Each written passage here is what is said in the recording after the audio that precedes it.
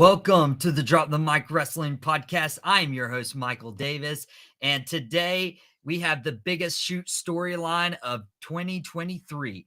Mr. McMahon is back with the WWE. What does this entail for the company's future, and will they be sold in the next 12 months?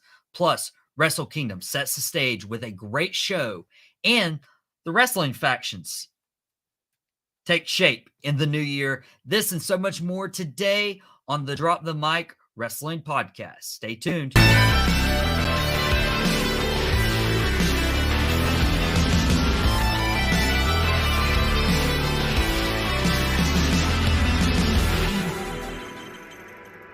Welcome, everybody, to the Drop the Mic Wrestling Podcast, whether you're watching us live on Facebook or YouTube, or if you're watching us or listening to us on TobaccoRoadSportsRadio.com. I believe this is the third or fourth show that we've done for Tobacco Road Sports Radio. I also have a show on Friday afternoons, Out of Pocket with Michael Davis on Tobacco Road Sports Radio and WWBG 1470 AM. We actually had a wrestling guest this past week on the radio show Out of Pocket, Johnny Nostradamus. He was an incredible guest. We got to talk a lot.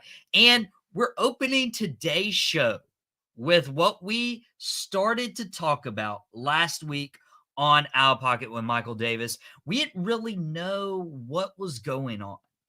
I mean, let's be real. We didn't know the entire extent of what was going on. Vince McMahon is back with the WWE. Now, since we are live on Facebook or YouTube, you obviously can be a part of the show. And want to remind you that if you have a question or if you have a comment about what's being aired right now, any questions about Vince McMahon, the wrestling world, Wrestle Kingdom, if you didn't get to watch, that was a great show. We'll talk about that later on in this episode. But if you want to be a part of the show, all you have to do, shoot a little comment in that Facebook section, shoot a little comment on YouTube, and your comment pops up here on the screen.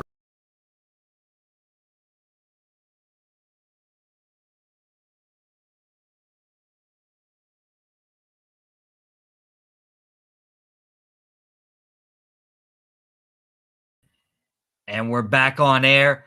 Technical difficulties always, but just was reminding you that you can be a part of the show. So we're starting off right now with the news that has shocked the entire wrestling world. I just mentioned I had a wrestling segment on my Sports Talk Radio show on Fridays, Out of Pocket with Michael Davis, 4 o'clock, Tobacco Road Sports Radio, and WWBG 1470 AM. And guys, Vince McMahon is back.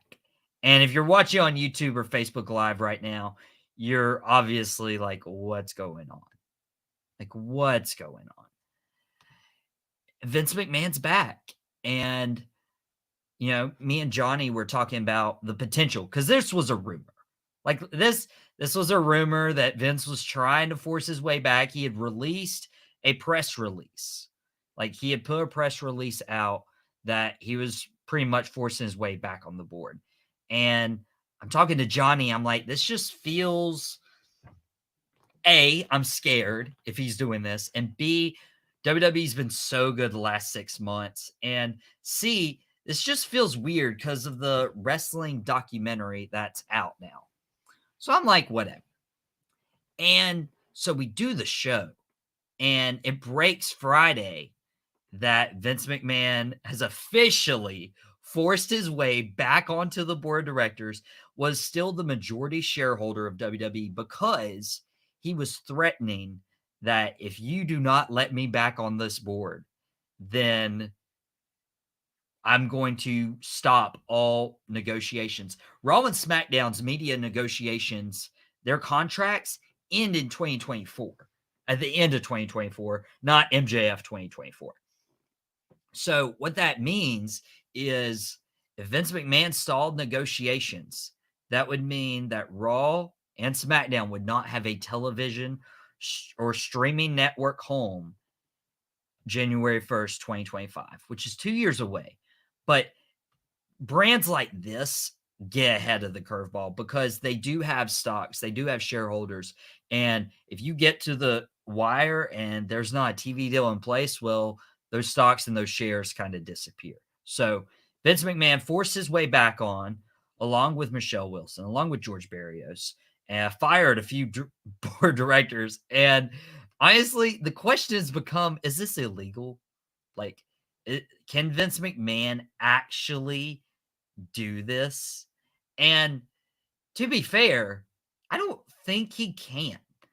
So what was actually broken today, Dave Sheriff of PAWI Insider, he revealed an email that was sent from a friend who's a party in the WWE shareholder suit that was filed last June, actually. And obviously, they heard about Vince McMahon forcing his way back on the board, and it's along with the major board shakeup, bringing George and Michelle on. And the email reads, I'll quote, "As a result, we believe there is enough of a basis to bring a breach of a fiduciary lawsuit." I butchered that word, but whatever. "We hope to file a complaint against McMahon and possibly other directors and officers for breaching their duties to WWE and its shareholders. We should have a draft for you to review in the next couple of days." It just this is bad. Like, I never imagined Vince McMahon coming back other than a Hall of Fame induction. Like, WWE's doing good, it's thriving. I didn't think anyone would accept him back on. But we all forgot that he is the chairman. He created this multi-conglomerate across the nation, universal, worldwide company, and he can do whatever he wants. Even when he, quote unquote, retires. Nobody ever retires in wrestling. Are you kidding me? Okay. Ric Flair's now talking about coming back for a last match, and I will not go and watch that one like I did this past summer. Putting some money in, me, my dad, my brother, like going to watch Ric Flair's last match. Never saw Ric Flair compete live. We've talked about this on the podcast. And now he could come back for another match. And it's like, what the heck? Nobody ever retires. Can we, like, that is a word that is just made up in wrestling. And it's fine because that's your job. That's how you make money. You can make big money off of one payoff match. Ric Flair made a lot for that tag match this summer, but come on, like now it's true because Vince McMahon didn't stay retired. And what I'm really concerned about is, other than them selling the company, which we'll get to in a second, like, what does this do for creative? Creative has been so good these last 6 months.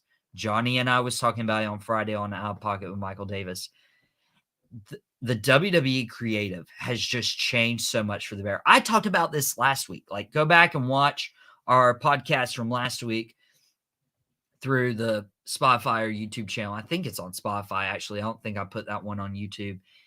And go back and listen, because it's like WWE stock has risen in the last 6 months. Obviously, this is before the news broke about Vince McMahon coming back. But genuinely, like, WWE's on-screen product was the main issue with wrestling fans. And now ratings are better. Like, talent are happy. Backstage atmosphere is incredible. And now it's all in shambles. But Vince McMahon, and this is where you have to go with it, right? Like, none of this makes sense. A weekend, it's hard to find the words. But Vince McMahon retires. He's done. Now he comes back. And now his next words is his return just affects the media. It's not going to affect the creative control because he approves of that. Well, just knowing how Vince McMahon's mind works, it could change. Like, literally, he could decide tomorrow that he is going to take over creative again. And what does Triple H or Stephanie McMahon or Nick Khan have to do? Absolutely nothing. That's where we're at as wrestling fans. Is there was a time, and this was just 7 months ago, where it's so hard to watch Raw for 3 hours, or watch SmackDown for 2 hours, or watch NXT for 2 hours, or watch a pay-per-view, because whatever you watched that night would have no bearing on the next week's content. And that has been the transition that WWE made rather quickly with their programming, making all the content they produce meaningful, worth. Like, it just matters because stuff you're seeing one week, it's building on the next. Bloodline, very great example. Judgment Day, very great example. We're going to talk about both those factions later on in the show, but for creative sake, I don't trust Vince as far as I can throw him. Unfortunately, I really wish I could sit here and say, "Wow, this is going to be okay. This will be fine." But instead, here we have Vince McMahon saying, "I'm not taking over control of creative." And this is the same Vince McMahon who say he retired 6 months ago. This is the same Vince McMahon who changes his mind notoriously every week. And now you just gotta hope for the best. And I don't know what that entails. I don't know where WWE is going to be. And this is a really exciting time for WWE. Like, we're going into the Royal Rumble. We're going into WrestleMania. But to think that Vince McMahon could take over creative a week before the Royal Rumble and just completely trash every plan that creative has drawn up to this point, release 20 superstars that Triple H has hired back. This could get really, really ugly really, really quick. And thinking about how last week we talked about the stocks and, whose stocks should you quote unquote buy for 2023 in terms of just your time as a wrestling fan watching. And I mentioned there were some key moments that changed the trajectory of the business. And for AEW, that was CM Punk, Bryan Danielson, and Adam Cole debuting in AEW. That made their stock rise. Like, okay, this is legit. This is what started the Drop the Mic Wrestling podcast. And then the next year, what helped WWE was Vince McMahon retires and Triple H takes control of creative. Boom, that stock rises. And then for AEW, it takes a little bit of a hit because now we have backstage drama. And now you have your EVP suspended. Now you have your big draw, CM Punk, now gone from the company, suspending and stripping your champions that just won off the biggest pay-per-view of the year. And now it's AEW going down. And then a week after doing that podcast last week, WWE stock kind of takes a hit now with Vince McMahon saying, "Yeah, I'm back, baby, and I'm not taking control creative. I like the direction." But we all know Vince McMahon. We all know what he's thinking. Well, actually, we don't know what he's thinking. And that's the problem. That's the problem that we face as wrestling fans, that the entire WrestleMania season could be in jeopardy. I hope that is not the case. I genuinely hope that is not the case. And we get a great Royal Rumble. We get a great Elimination Chamber. And we get an even better WrestleMania that has broken a record gate. Yet WWE's announced that WrestleMania has a record gate now and hasn't even announced a match. That is impressive, and that's how good the product's been in WWE.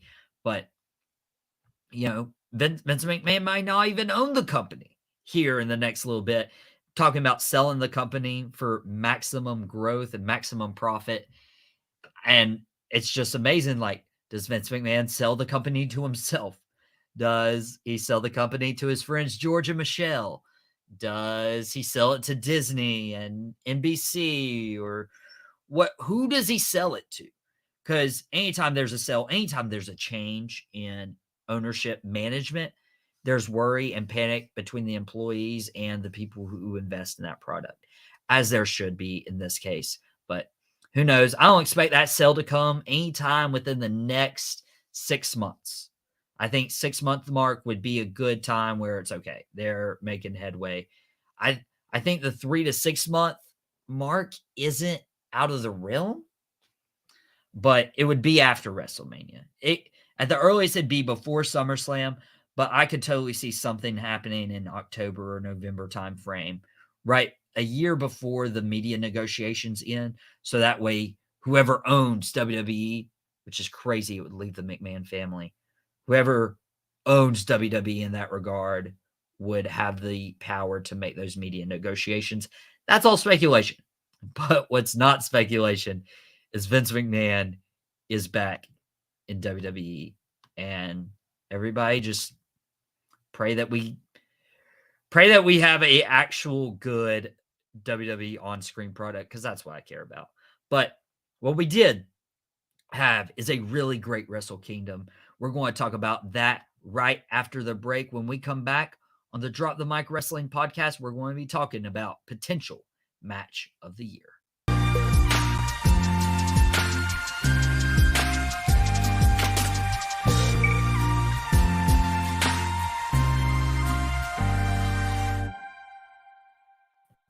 Welcome back to the Drop the Mic Wrestling podcast. I am your host, Michael Davis. And yes, I am not going to talk about Vince McMahon anymore because honestly, it's kind of a headache and it kind of gets someone's blood pressure raising. And I could not imagine being in that company right now. But if you want to give me a call, I'll take the call.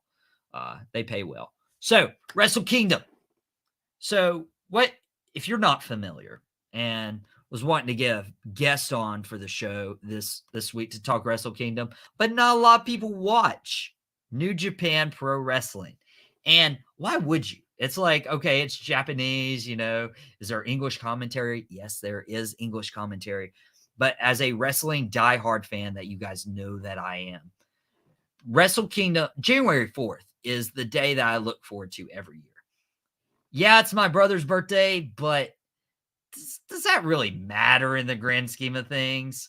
Love you, brother. But Wrestle Kingdom, every January 4th, it's something that I have stayed up to watch into the way hours of the night. It's a 5-6 hour long event sometimes, especially including a 2-hour pre-show.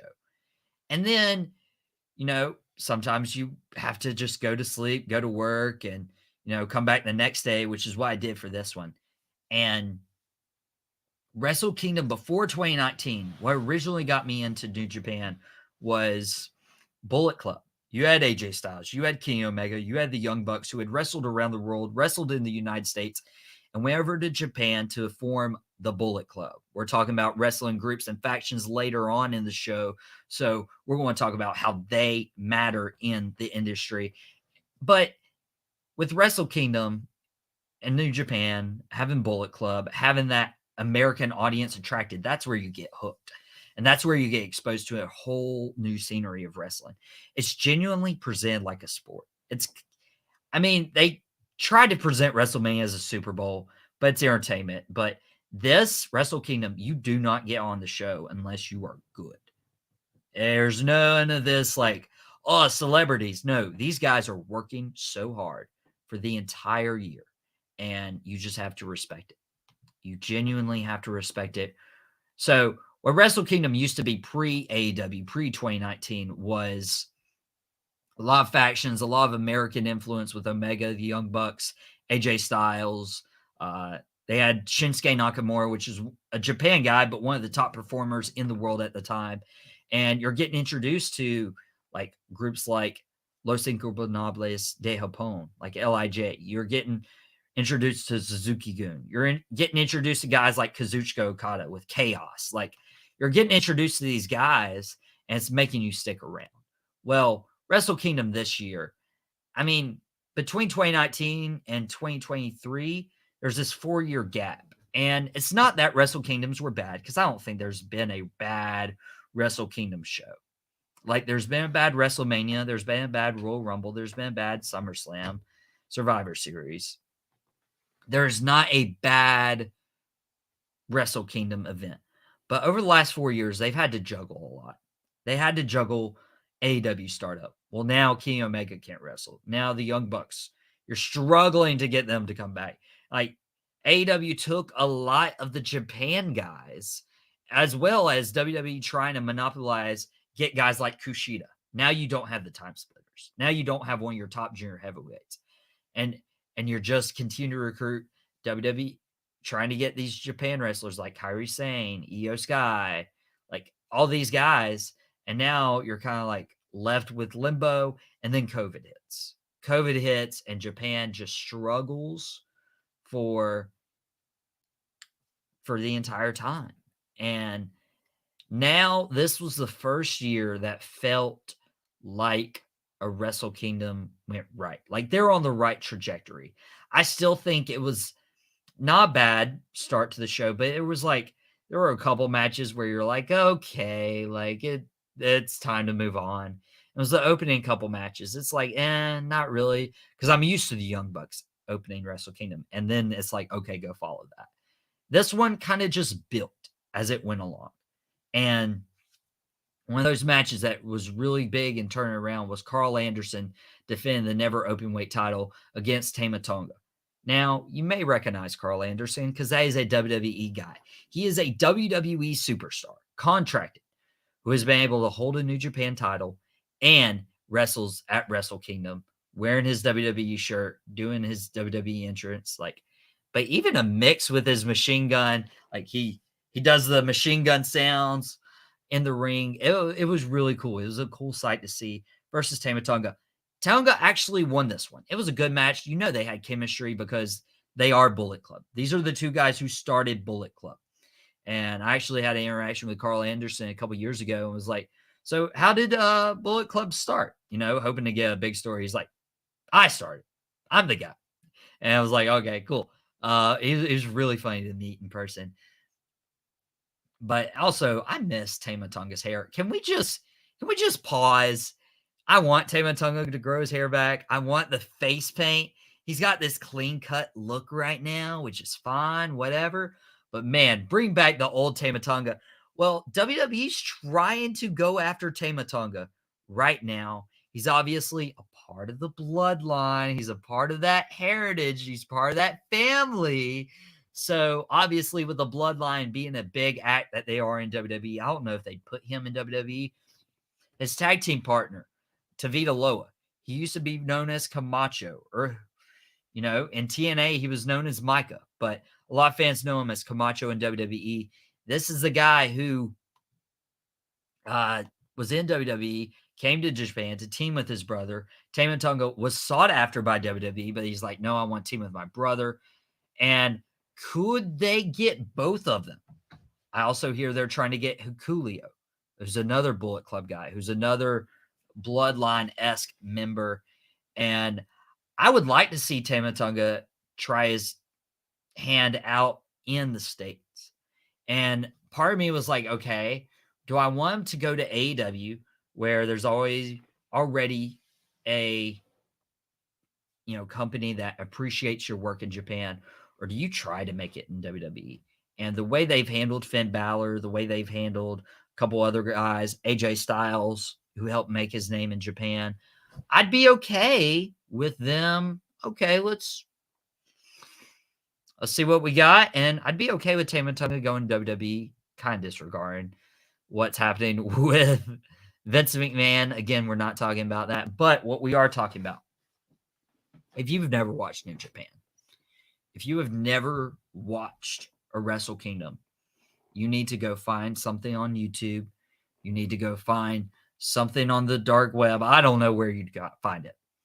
You need to go watch the Cleaner, Kenny Omega, yes, from AEW, versus the Aerial Assassin, Will Ospreay. That match in of itself was match of the year, and you can wait 361 days to see if anything can compare, and it's not going to. It's not going to. Kenny Omega and Will Ospreay, as my friend put it, he actually did watch Wrestle Kingdom. It was Johnny, the guest on Out of Pocket this past Friday. He's like, that doesn't get stars. You get star ratings, 1 star, 5 star, 7-star FTR, which FTR was on this show. Oh, we got to talk about that after this match. But this match between Kenny Omega and Will Ospreay does not, in Johnny's words, I will give Johnny credit here, does not deserve a star rating. It deserves a constellation. And I agree. I watched it after he made those comments. And so my expectations, first of all, knowing it was Omega and Ospreay was already up here. Okay. If you're looking on Facebook or YouTube, it's almost out of the shot. So it's pretty high.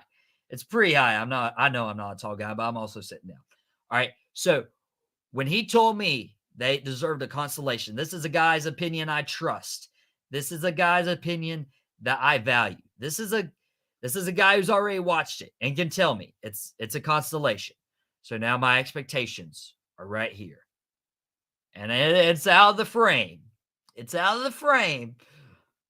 But after watching the match, you know how your friends will tell you, yo, try this restaurant. This is so good, whatever. You go to the restaurant, your expectations are high, and it kind of dimmers down. It's like, I mean, this might be good, but you set the expectations way too high. And now it's like, I'm kind of underwhelmed.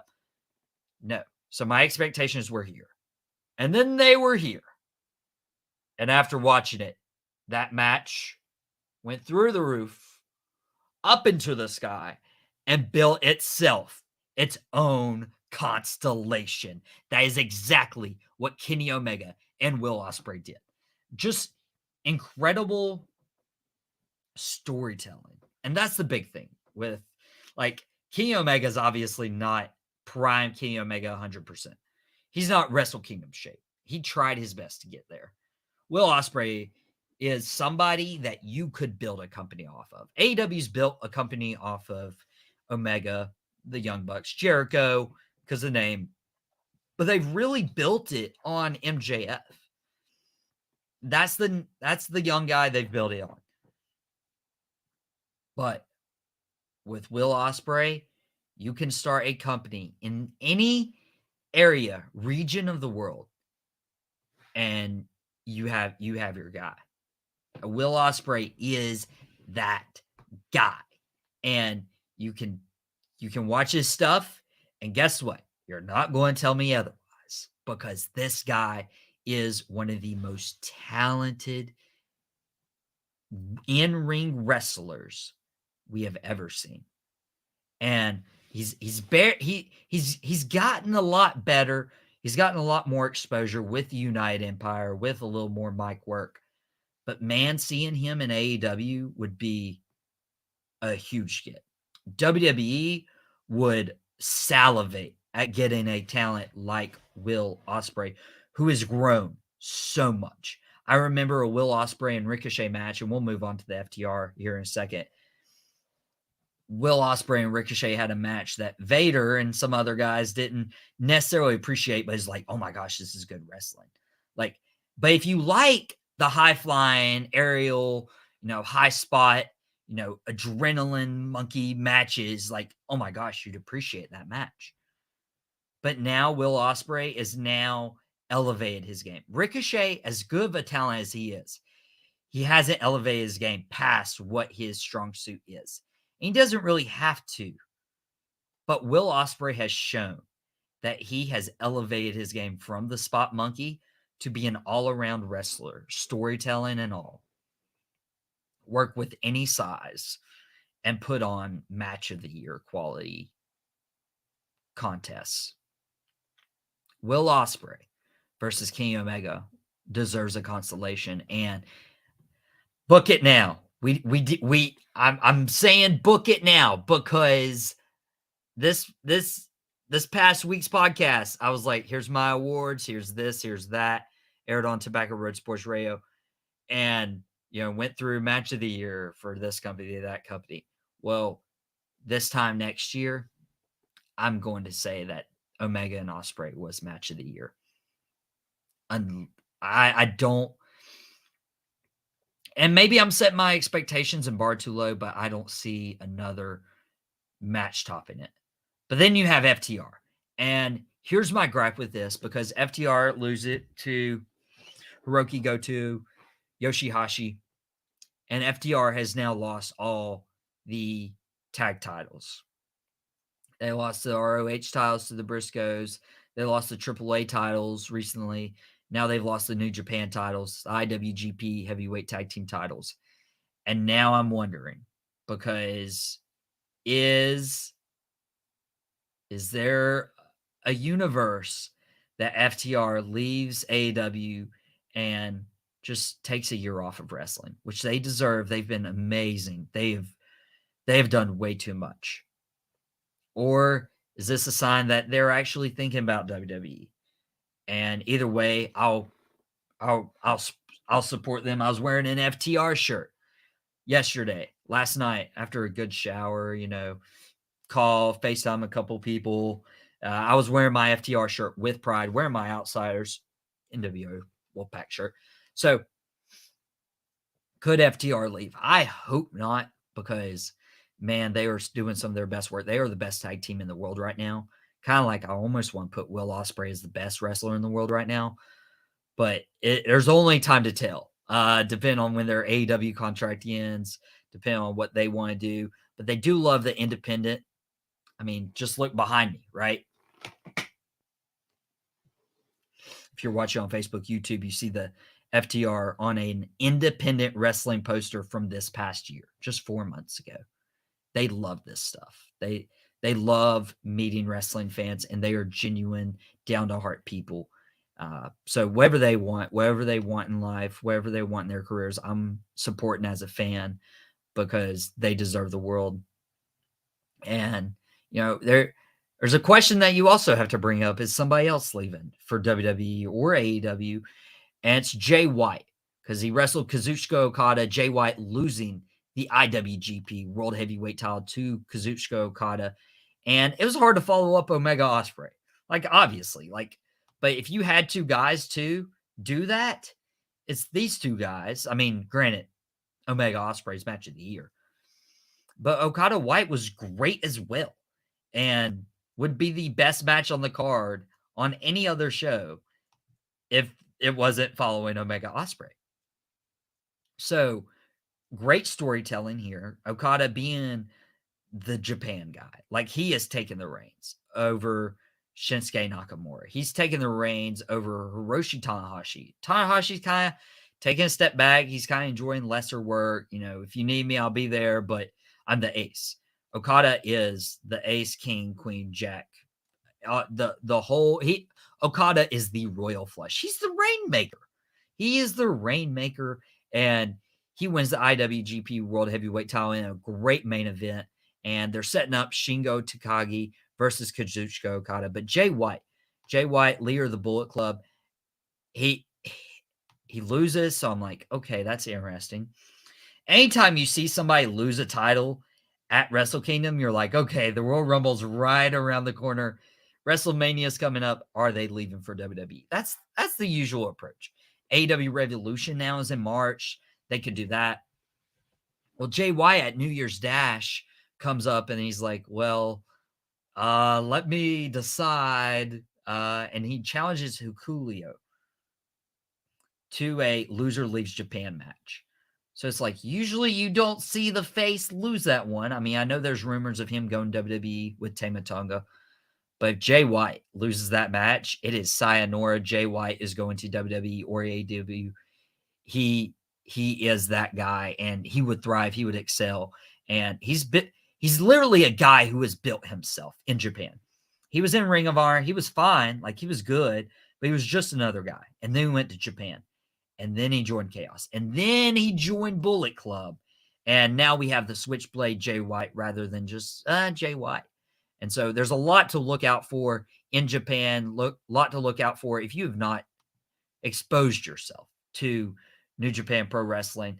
Wrestle Kingdom's a good way to start out. That's how you get to be a fan.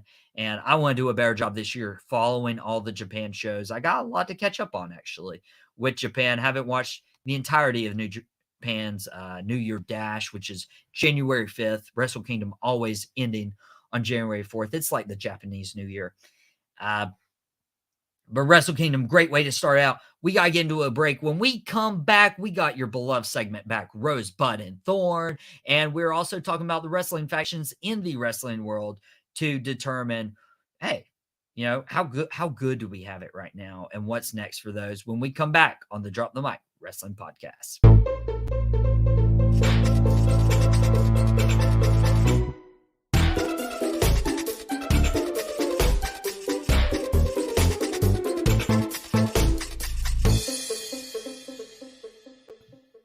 Welcome back to the Drop the Mic Wrestling Podcast. I'm your host, Michael Davis. Just reminding you, if you are watching live right now on Facebook and YouTube, I see a couple people on the stream. We want you to be a part of the show. Any comment, any question that you would like to have displayed on a lovely Facebook and YouTube stream, if you would like it to be acknowledged by, I'm not your tribal chief, I might be your head of the table. Who knows? But you would get acknowledged by me, which is pretty cool if you think about it. And you get your comment acknowledged on radio, Tobacco Road Sports Radio airing. This will be airing on Wednesday afternoon as part of the Wrestling Wednesday lineup, the card for the Tobacco Road Sports Radio. Also got tap outs and touchdowns. Got the Katie Vick is alive podcast. Great content coming out of Tobacco Road. You can always catch Out of Pocket with Michael Davis Fridays at 4 o'clock on Tobacco Road Sports Radio, tobaccoroadsportsradio.com, and WWBG 1470 AM as part of the TGI Friday lineup. But this is the Drop the Mic Wrestling Podcast. This is your beloved Rose, Bud, and Thorn segment. So I don't know if you could tell from that last segment what my rose is. There was a lot of great stuff in wrestling. I love the stuff going on with Judgment Day, with Dominic, Prison Dom, if you will. That could have made the rose. The Miz could have made the rose with his extensive work. I'm sure we'll cover the Miz here next week or in a future podcast that makes sense. But if you listen to the last segment, do I really need to reiterate the rose? It's Kenny Omega versus Will Ospreay. And to double down on that, double down on 2023's match of the year, confirm it, conceal it. It's a constellation. My bud is Kenny Omega won that match. Sorry for the spoiler. So he's the IWGP US Heavyweight Champion right now, which he's an AEW guy, but it pretty much looks like, because I'm watching with my dad. I'm like, Dad, this doesn't make sense. Like, why would you take the title off Will Ospreay? Like, this was supposed to build Ospreay. He's like, you got to build a rematch. And my eyes just, and you can ask my dad for the next 10, 15 minutes, dude, probably the next hour. We even paused Wrestle Kingdom to recap and refresh ourselves from the Omega versus Ospreay match. If we get a sequel of that, that's my bud, guys. That is my bud. And my thorn is honestly Bobby Lashley's return. It was kind of lackluster. It just didn't fit. It didn't jive. It didn't vibe. We're going to talk about the wrestling factions here in a second. Zach Colburn, watching on our Facebook channel, Drop the Mic Wrestling Podcast. He says, for our audio listeners on Tobacco Road Sports Radio, says, hey, man. Hey, Zach. Love the show. Probably the first live show I've caught. Well, awesome, man. I know you've been watching and listening to a few recorded ones. I want to get you on the show, by the way. We got to talk about that. And his question, he says, my question I have is, what male wrestler and female wrestler, regardless of promotion, do you think will have a breakout 2023? And that's a great question, Zach. Thank you. So for a breakout, regardless of promotion, I feel like it matters in a way, because talking about maybe a Jay White going to AEW or WWE, that would be a breakout year. Maybe a Will Ospreay going to WWE or AEW, that would be my breakout, just because they get the exposure from being in WWE or being in AEW, which is an universal company, as opposed to Japan, which is really just like a niche of the wrestling audience and the pro wrestling fan diehards. For a breakout male wrestler and female wrestler, I would love to see. And this is where I'm like a little shaky on the female side. I think it's going to be one of three people. I think it's going to be Candice LeRae, and Candice LeRae has gotten TV time, but she's really just Johnny Gargano's wife right now. Like, she's just getting answers about Johnny Gargano. She had a match with Rhea Ripley this past Monday.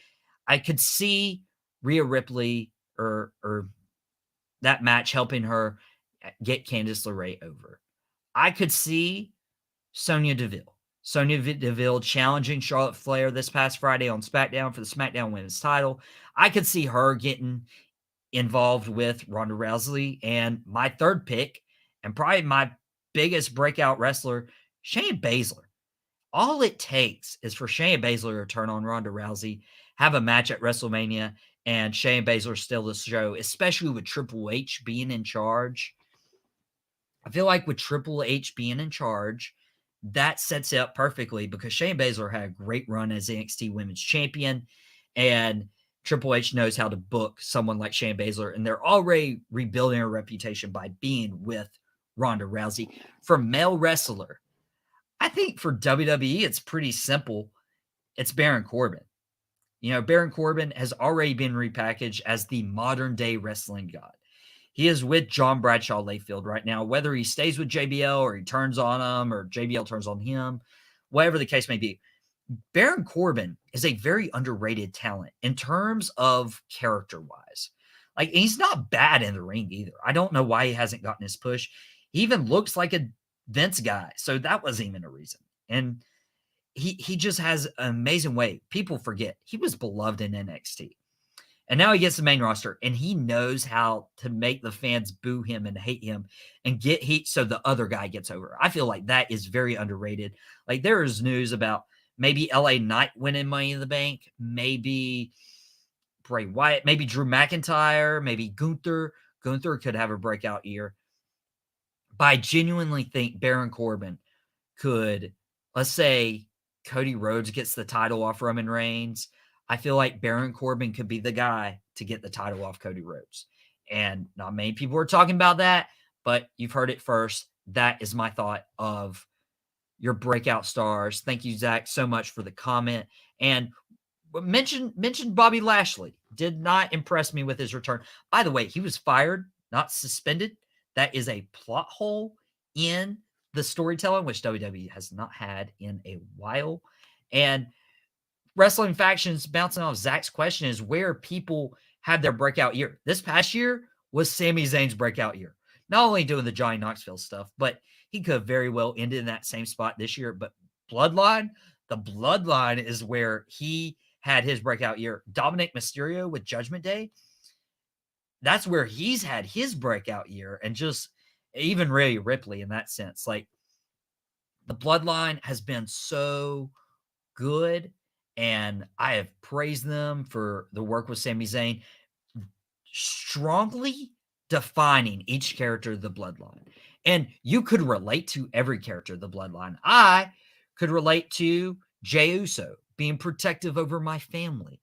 I could relate to Roman Reigns trying to provide, trying to be the head of the table, fighting for excellence, striving for excellence. I could be Jimmy Uso just chilling, whatever, like go with the flow. I could be Solo Sikoa, very just like to myself, very quiet. Or I could be Sami Zayn trying to make everybody in the room cut up and laugh, crack jokes, lighten the mood, lighten the situation.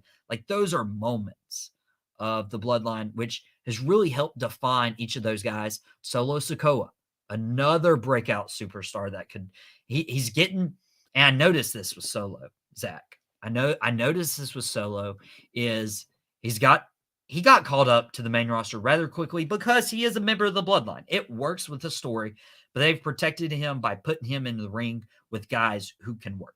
Putting him in the ring this past Monday night against Dolph Ziggler. That is a perfect guy to protect Solo Sikoa in the ring. Dolph obviously calling the match and protecting Solo and what he looks like and how he's performing. Judgment Day. Prison Dom, man. I love Prison Dom. Oh my goodness. This is a guy who was stale as a face, teaming with his father. I was begging on the podcast, let this guy turn on his dad. Please break them up. You're not going to turn Ray face. And then they turn on Edge and Mysterio at Clash of the Castle. Dom joins Judgment Day. It's perfect. Like, it's absolutely perfect. And man, his work on Miz TV, his work on Instagram and Facebook recently, on YouTube, on WWE exclusives of getting arrested, cutting that video of like, you don't know what it was like pulling his old prison mic from The Office out. Like, and his stuff with Rhea Ripley, very reminiscent of A Guerrero and China, but it has a twist to it. It has a modern twist to it. I love it. And I'll discuss this probably on a later episode. This is all staying together. This is all building up in a way to build a Rey Mysterio versus Dominic Mysterio match that we likely get at this year's WrestleMania, which is awesome. And then you have the Hurt Business, which isn't a faction right now. But I wanted to bring this up as we close the show today of, let's be honest, like, ever since Triple H took back creative, and who knows how long this lasts now that Vince McMahon is back on the board, whatever. Who knows? I'm not even going to touch that anymore. But ever since Triple H came back, I'm like, ooh, Hurt Business. Bobby Lashley needs a faction. You could even bring Omos into the Hurt Business with MVP being his manager right now. We haven't seen Omos in like 2 months now. And you have Cedric Alexander still on the roster. You have Shelton Benjamin still on the roster doing nothing or just doing main event stuff. Like, this is the perfect time. Well, Bobby Lashley gets fired. MVP goes to Adam Pearce. And I was like, okay, MVP is going to get Bobby Lashley rehired and reform the Hurt Business. And it's not what happened, because Bobby Lashley returned this week and was like, oh, my suspension is up. And unless I missed something, that is not how a firing goes. If you get fired, then you are fired. You are not suspended. Matt Cosgrove, Carmelo Hayes can join the Hurt Business. Now, this is something, okay? So I was thinking about this, like, watching Bobby Lashley's return. MVP could I think the Hurt Business comes together in 2023. That's what I'm hoping for. Well, I was also very disappointed in Cedric Alexander and Shelton Benjamin and just how they looked. Like, this does not look like the Cedric of 205 Live where they're like, please sign Cedric. He's gotten bigger muscular-wise, but he's lost a step in the ring. Shelton Benjamin is closer to retirement. I know nobody ever retires in wrestling, right, Vince? And right, Rick? And it's not like they looked very slow in that tag team turmoil match. A lot slower compared to Finn Balor and Damian Priest. So could you form the Hurt Business just like Matt Cosgrove mentioned on Facebook? Could you reform the Hurt Business in a different way? Have Bobby Lashley. Have Carmelo Hayes. Hey, I'm okay with bringing Trick Williams into the fold. Okay? Bring Trick Williams and Carmelo Hayes have really good chemistry right now. And it would kind of disguise Trick and, his wrestling. Like, he's still pretty green. And do you have Omos as the muscle? Like, Bobby Lashley has always been the muscle of his group, which is fair. He's jacked. But could you bring in a Hurt Business of MVP managing Bobby Lashley? Okay. I've kind of lost faith in Alexander and Benjamin. They're kind of on the outside. But bring in Carmelo Hayes, bring in Trick Williams, and Trick turn into a tag team wrestler with Carmelo Hayes and Omos as the bodyguard of the group, the giant, learning from the likes of Bobby Lashley. Now, with the faction, it means you're protecting Trick Williams and you're protecting Omos. Like, that's something. Matt Cosgrove also commenting, build Hurt Business up and have them go after the Bloodline. There are some bangers.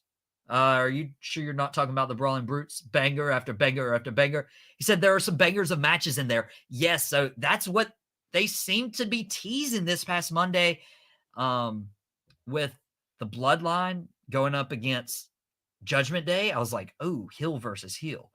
Well, now we could have heel Hurt Business versus heel Bloodline. I don't even know if you do heels or if you do faces with the Hurt Business coming back, because everybody wants it. Everybody wants the Hurt Business to come back. And that's across the board. Like, we've been begging for it ever since Vince split it up prematurely, which makes me concerned about him being back. But apparently he's not. I'm just saying he's not in control of creative right now. So we were robbed. Because this was set up perfectly when Bobby Lashley was WWE champion, Roman Reigns was Universal champion. It was Hurt Business, Bloodline. Like, you could They even had the titles. The Usos had the SmackDown titles. Alexander and Benjamin had the Raw tag team titles. This set up so perfectly. But Matt Cosgrove also mentioning Carmelo and Trick versus the Usos for the titles would be money. And you know how much they like their money. You know how much we love wrestling. And this has been a great episode of the Drop the Mic Wrestling podcast. We can talk wrestling all day long. We're going 50 minutes strong, but we got to get out of here. If you're watching on Tobacco Road Sports Radio, there's more Wrestling Wednesday action on the card. There's a lot of stuff on our Facebook. There's a lot of stuff on our Spotify, our YouTube, our Instagram at Drop the Mic Wrestling that you'll be able to see right here.